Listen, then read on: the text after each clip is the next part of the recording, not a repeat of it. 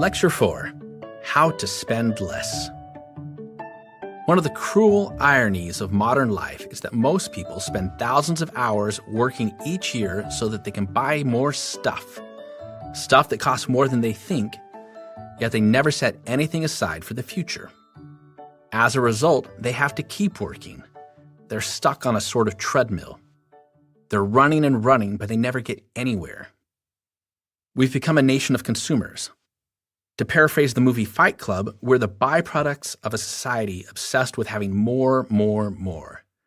But in many ways, you don't own the things you buy. As the film says, the things you own end up owning you. To remove yourself from this treadmill, to escape the matrix, you need to reduce your spending. You need to opt out of the consumer lifestyle. Reduced spending provides two benefits. First, when you decrease your standard of living, it takes less work to support your present spending. This may be obvious, but it's important. It takes less work to fund $40,000 of annual spending than it does to fund $50,000 of annual spending. Second, spending less makes it easier to fund your future. With a less expensive lifestyle, you don't have to set aside as much for your retirement. If you spend $50,000 per year, then you need roughly $1.25 million to become financially independent. But if you spend $40,000 per year, your saving target drops to around $1 million. Here's the key takeaway. When you spend less, you can work less and live more. You don't need a high income to achieve financial independence. Making more money helps, no question. But if you're careful with your expenses, it is possible to achieve financial freedom on an average salary. Take my neighbor John, for instance.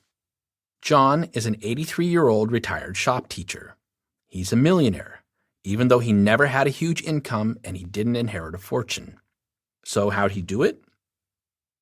John achieved financial independence by ruthlessly cutting costs. John lives in the same small ranch house he bought in 1962. John doesn't drive a new car. He drives a 1998 Chevy minivan that he bought used a decade ago. John doesn't eat in restaurants. He doesn't enjoy dining out, so he eats every meal at home.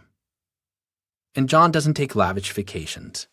He passes his summers hosting guests on his fishing boat in Southeast Alaska, a boat that he purchased with cash in 1995. Now, does John sound like a typical millionaire to you? If you were to believe TV, movies, and the internet, you might think that millionaires flaunt their wealth, that they own mansions and drive exotic sports cars. But from my experience, that's the opposite of reality. In 1996, Thomas Stanley and William Danko published a book called The Millionaire Next Door. The authors shared what they had learned through decades of research into the habits of wealthy Americans. They found that most millionaires are like my neighbor John. They're quiet millionaires. They practice stealth wealth. They look like average, everyday Americans. They don't live in expensive homes. They drive normal, even boring cars. They shop at department stores, not expensive boutiques. Stanley and Danko say that the three words that best describe the wealthy are, and I quote, frugal, frugal, frugal. Study after study shows the same thing. To get rich and stay rich, you have to manage your lifestyle. Unless your income is truly extraordinary, you cannot build wealth while at the same time spending freely. Millionaires become millionaires by budgeting and controlling expenses. They remain millionaires by doing the same thing. The bottom line? You can't out-earn dumb spending. Great, you get it. To reach financial independence, you've got to cut costs. But how? How can you take your budget, which seems tight enough as it is, and milk more out of it? There are two schools of thought. Most money writers emphasize everyday economy. Magazines and websites are filled with articles about how to clip coupons, conserve electricity, and spend less on entertainment. These small wins are quick and easy to achieve. Plus, they're unintimidating. Meanwhile, a few writers trumpet what they call big wins. They argue that the best way to build wealth is to spend less on big-ticket items like your home and your car. And they're right. These big wins are the most effective way to decrease your expenses. But a smart person does both. She practices thrift and frugality, but she also seizes every opportunity to cut costs on the big stuff. While it's important to save money on everyday spending, it's even more important to keep costs down when you make major purchases. You won't get rich, slowly or otherwise, simply by cutting your cable bill or growing your own tomatoes. Small amounts do matter, but large amounts matter more. The real magic comes when you stop focusing on the small stuff and begin thinking big. If you eliminated all of your music and video subscriptions, for instance, you might save $100 each month, maybe $1,200 per year. But if you opt to buy a less expensive home, you can save tens of thousands of dollars or hundreds of thousands of dollars all at once. Each year, the U.S. Bureau of Labor Statistics publishes its Consumer Expenditure Survey, which measures how Americans use money. The 2018 survey showed that the average household income was $78,635 before taxes. Of this, $61,224 was converted to spending. It's instructive to see how this money gets used. It turns out that the bulk of American spending goes to three categories: housing, transportation, and food. From the typical annual budget of roughly $61,000, about 1/3 is spent on housing.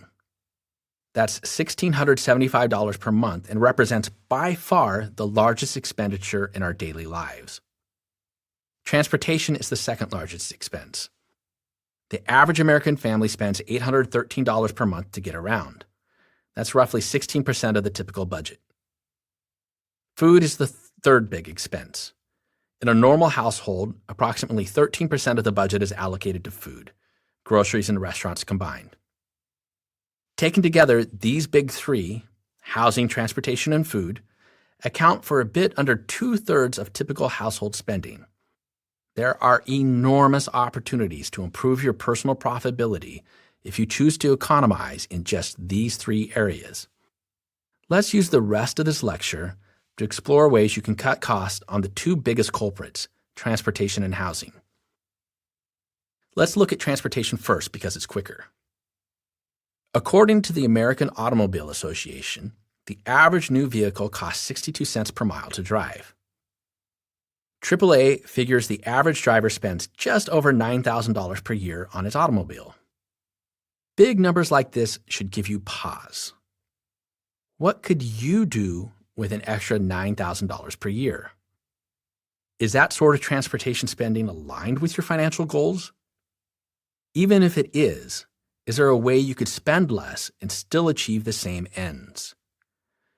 If you could reduce your transportation costs by even half of that $9,000, you'd have an extra $375 per month in profit.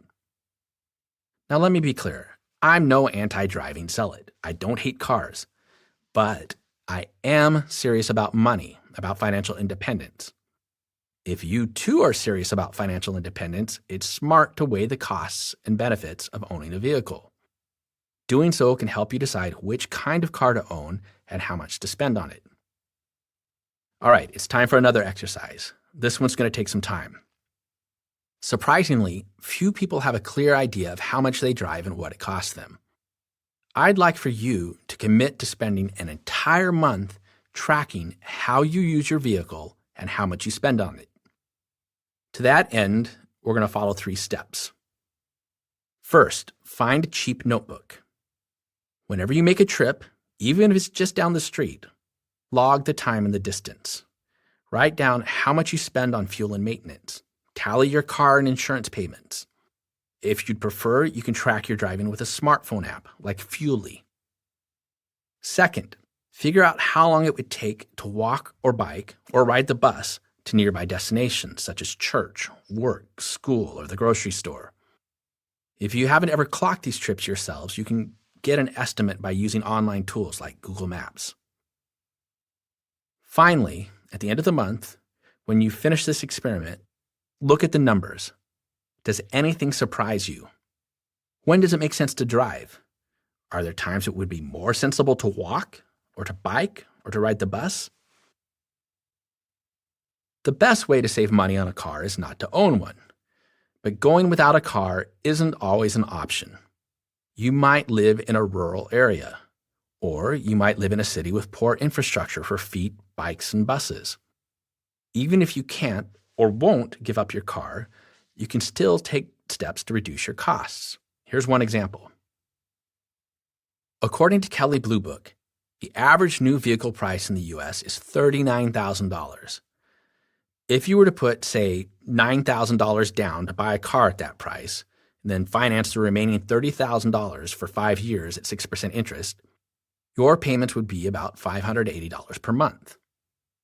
Considering typical depreciation rates, your vehicle will have lost 57% of its value by the time you've repaid the loan. That means that at the end of 5 years, you would have spent nearly $44,000 on a vehicle that is now worth $16,500. That's $27,500 vanished into thin air, and that doesn't even include other costs associated with ownership. Naturally, there are better ways to buy a car. One option is to make payments to yourself instead of to a finance company. This allows you to buy a car without going into debt. Here's how it works. Using the numbers from the previous example, rather than put $9,000 down on a new car, use that money to buy a quality used car. Then, instead of paying $580 each month to a finance company, tuck that money into a savings account earmarked exclusively for your next vehicle. At the end of the first year, your car will have lost about 15% of its value, making it worth close to $7,650. Sell it.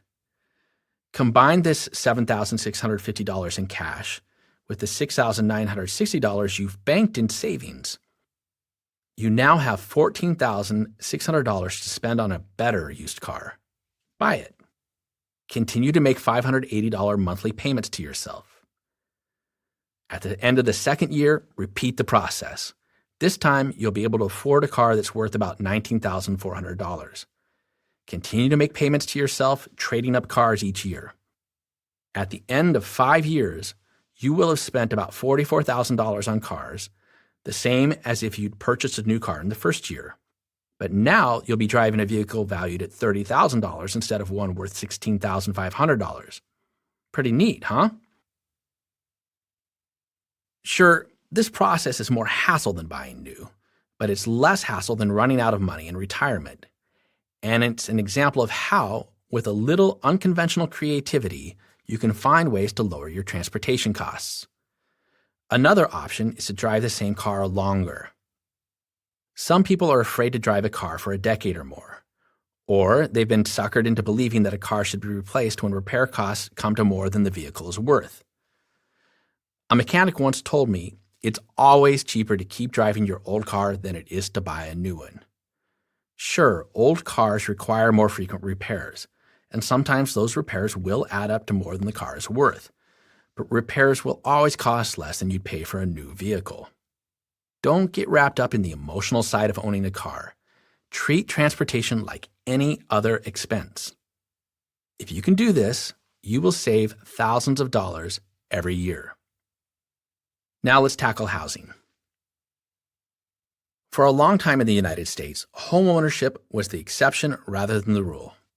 Only farmers were likely to own land and a house during our country's early years. Over time, homeownership became more common. Still, fewer than half of all Americans own their home until the late 1940s. Today, in 2020, just under 2/3 of Americans own a home. Why did home ownership become so popular? Well, in the early 1800s, few people had the lump sum required to make the purchase, and banks wouldn't lend money for the average person to buy a home. Home loans, mortgages, didn't become popular until the U.S. banking system was stabilized in the 1860s. After this, the banks began to experiment with lending money for homes. By the 1890s, mortgages had become popular across the United States, although not precisely as we know them today. A typical mortgage 100 years ago might have had a term of 5 years and required a 50% down payment. Fast forward to 1944, and Congress passed the GI Bill, which helped World War II vets get mortgages. This changed the face of the housing industry and the U.S. economy. As home buying became more common and more complicated, real estate brokers helped sellers find buyers for their homes. The booming housing market of the 1940s and 1950s caused rapid growth in the real estate profession. In time, the real estate industry became a powerful marketing and political machine, one with a vested interest in convincing Americans to spend more on bigger houses. By 1950, for the first time in American history, more than half of all Americans owned their homes. As demand for housing increased, so did prices. Home prices climbed sharply after World War II, then remained relatively stable for several decades. But for the past 20 years, the U.S. housing market has been on a wild ride. We experienced an enormous pricing bubble during the 2000s, and today it appears possible we're in the middle of another bubble. Naturally, increased home prices and increased home ownership brought a corresponding increase in the use of mortgages. Long-term mortgages with large balances, once unusual, have become so common that they're now considered normal. One reason mortgage sizes have increased is that home sizes have increased. According to the U.S. Census Bureau, the median size for a new home built in 1973 was 1,525 square feet. In 2018, that number had jumped to 2,386 square feet, a 56% increase in 45 years. Now, larger homes come with larger costs. A larger home doesn't just carry a larger purchase price, it costs more to maintain, it costs more to light, to heat, and to furnish. I believe strongly that for many people, big homes are the destroyer of dreams. Thanks in part to slick marketing from the real estate industry, homeownership has become an unquestioned piece of the American dream. We, as a society, have committed to the idea that buying a home is an expected part of being an adult. But I'm here to tell you that this is all part of the matrix that you're trying to escape. It's a perfect example of the kind of invisible money script that dooms people to lifetimes of work and debt. I'm not saying that you should live in a shack or a tiny house, nor am I suggesting that everyone should rent. But I believe it's important to be logical when it comes to housing. Homeownership is not a magical path to wealth. Many times, renting is the better option. And even when owning your home is the right move, smaller is better than bigger. Sure, if you need the space, buy it. But if you don't, you're much better off saving your money for something more important, like your future. Is it really worth working an extra year or two just so you can afford a home with a formal dining room, a room that you choose maybe 2 or 3 times a year? Housing is the largest expense for most Americans, and by a wide margin. When your budget gets cramped and you feel broke, housing should be the first place you look to cut costs, not the last. A small change to your housing budget will have a much greater impact to your profit margin than even a large change to, say, your entertainment spending. This course isn't about home buying, but let's take a few minutes to explore 2 important questions related to that topic. And please note, although I'm specifically dealing with home ownership in this section, the numbers also apply to renters. If I say you should keep your mortgage payment below a certain amount, I mean that renters should keep their monthly payments below this number also. As I've noted, there's a powerful real estate industry in the United States, an industry with a vested interest in getting you to spend as much as possible when purchasing a home or renting an apartment. Bankers, landlords, and mortgage brokers also make out like bandits when they promote the notion that it's okay to spend 1/3 of your income or more on housing. It's okay for them, they make more money. You're the one who loses. To estimate how much you can afford to pay for a home, lenders use the debt-to-income ratio, which measures how much of your monthly earnings go toward fixed obligations. The debt-to-income ratio is calculated by dividing your monthly debt payments by your pre-tax income. For instance, if you pay $1,500 toward debt each month, mortgage, credit cards, car loans, on an income of $5,000, then your debt-to-income ratio is 30%, because $1,500 is 30% of $5,000. The debt-to-income ratio is a tool designed to help lenders, not to help you. It's a way for banks to gauge how much debt the average person can take on before the risk of default becomes too great. They want to skate the edge, to lend you more so they can make more in interest, but not so much that you'll walk away from the loan. During the 1970s, banks wanted a debt-to-income ratio of 25% or less when lending for mortgages. If your mortgage, tax, and insurance costs were less than 25% of your income, they assumed you could afford the loan. Over time, that number has crept upward. In 2020, the Federal Housing Administration mortgage guidelines allow a total debt-to-income ratio of 43%, with 31% allowed for housing payments. We've seen that the average American household has an income of almost $79,000.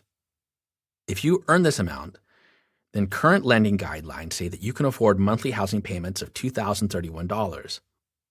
With the old 25% guideline, you would have been limited to payments of $1,638. That's a difference of $393 per month. Now, maybe that doesn't sound like much, but when you're working toward financial independence, finding an extra $393 to invest for your future is huge. I mean, $393 per month is close to 80% of your Roth IRA contribution limit. Homeowners are often told to buy as much home as you can afford, meaning that you ought to buy at the top end of your housing budget. The reasoning here is that by buying big, you'll have space to grow into and that you'll enjoy increased home equity. But this is dangerous advice. When you stretch your budget for a home mortgage or a large rent payment, you end up house poor. So much of your money goes towards shelter that you're left without cash for other necessities. In the FIRE community, folks commonly aim to keep their housing costs at 20% or even 15% of their income. This sometimes requires creativity. Here's how some people I've met keep their housing costs low. I once met a woman who has no permanent address but moves from one long-term house-sitting gig to another. She's a writer, so she can work from anywhere. People hire her to watch their homes for weeks or months at a time. She doesn't pay anything for housing. In fact, other people pay her. A few years ago, my girlfriend and I traveled the U.S. in an RV. Along the way, we met a variety of people who deliberately live in RV parks full-time as a way to keep costs low. There was the guy in Sedona, Arizona, who quit a lucrative New York City finance job to give tours in the desert. Or the couple outside Cincinnati who get paid to manage campgrounds. Many folks in the FIRE community use a tactic called house hacking.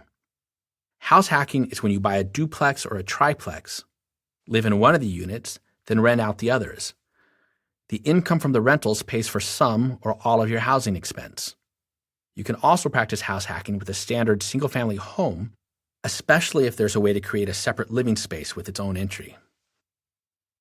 A similar strategy is known as the live-in flip. You find a cheap home that needs some work. You live in the property for 2 years for tax purposes, and while there, you remodel and make repairs. After 2 years, you sell the place and move on. I know a couple that has done this 9 times now, all while raising 2 young children. It's like the housing version of the upgrade your car every year technique I mentioned earlier. Here's the approach I took to cut my housing costs. I had a beautiful penthouse condo on the river, which I owned free and clear. Even so, the place cost me over $1,200 each month to maintain due to taxes, HOA fees, and so on. I sold the condo and bought a smaller place outside of the city. By doing so, I was able to reduce my housing costs by half. This is the sort of thing that almost anyone can do. All it takes is a commitment to cutting costs and a willingness to look at options that most Americans refuse to consider. Whether you're considering a big-ticket item, like a house, or a smaller purchase, like dinner and a movie, here's an important principle to keep in mind. Whenever you make a choice, there's a cost. Let's use the next few minutes to flesh out this principle. Imagine you win some money. You get a $2,000 check and can do anything you want with it. You've been wanting a king-size bed, maybe. But if you buy the bed, then you won't be able to replace your refrigerator, which is 20 years old and seems to be failing. But if you buy the fridge, your sleep will suffer. And what about that Mexican vacation you promised your wife? No matter which option you choose, you give up something else that you'd like. This notion is called opportunity cost, and it's everywhere in our lives. When you use money for one thing, that money cannot be used for anything else. Now, opportunity costs are neither good nor bad. They're simply a price you pay to have what you choose. The trouble comes when the choices you make aren't intentional, when you buy things out of reflex or habit, or when you make purchases that aren't aligned with your values and purpose. Every time you spend money, there's an opportunity cost associated with it. But you're not just sacrificing other choices in the present, you're also sacrificing your future freedom. Let's look at some numbers. Because of taxes, the average American worker needs to earn $1.33 in order to have $1 to spend. The other 33 cents goes to the government. But if you spend $1 that you could have invested, you don't just lose that dollar, you also lose any future growth you might have gained from that dollar. If you combine the effects of taxes and compounding, each dollar an American spends represents $2.40 of potential value in 10 years, or $9.57 in 30 years. The opportunity cost of spending $1 today is almost $10 that you might have had in retirement. This one concept is the cornerstone of billionaire Warren Buffett's vast fortune. He recognized this idea when he was 10 years old, and it has guided his decisions ever since. Here's a quote from a recent Buffett biography. The way that numbers exploded as they grew at a constant rate over time was how a small sum could turn into a fortune. Buffett could picture the numbers compounding as vividly as the way a snowball grew when he rolled it across the lawn. Warren began to think about time in a different way. Compounding married the present to the future. If a dollar was going to be worth $10 some years from now, then in his mind, the two were the same. We'll look more closely at compounding in Lesson 6. For now, the important thing to understand is, if you want to achieve financial independence and retire early, your goal, like Warren Buffett, should be to create a wealth snowball. When you view things this way, it's easy to see that saving is not a sacrifice. When you save, that money is still spent. It's just not spent on buying a TV today or a new home tomorrow. It's spent buying your future freedom. Look, I'm not arguing that you should live like a monk. Far from it. But it's important to consider the opportunity cost of every purchase you make. When you buy something, do so deliberately in order to solve a problem or to satisfy a deeply held want. The opportunity cost of spending wastefully and buying on impulse is enormous. As somebody who has struggled with poor spending decisions in the past, I've come to love a concept known as mindful spending. Mindful spending means actively choosing to spend on some things, but not on others. It's not about eliminating all spending. It's about making sure that your choices match your values. As author Ramit Sethi puts it, it's about spending extravagantly on the things you love while ruthlessly cutting costs on the things you don't. Contrast this with how most people spend. We buy things because we're expected to, because that's what people our age and in our position do. We spend to have what others have, to keep up with our neighbors. We sign up for gym memberships that we never use, subscribe to magazines that we never read, buy golf clubs that get buried in the back of the garage. We make impulse purchases at the grocery store, and even on large items like computers and cars.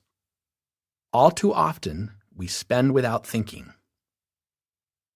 With mindful spending, you pause before every purchase. You ask yourself, why am I buying this? Will it make me happier? Is this purchase aligned with my mission statement?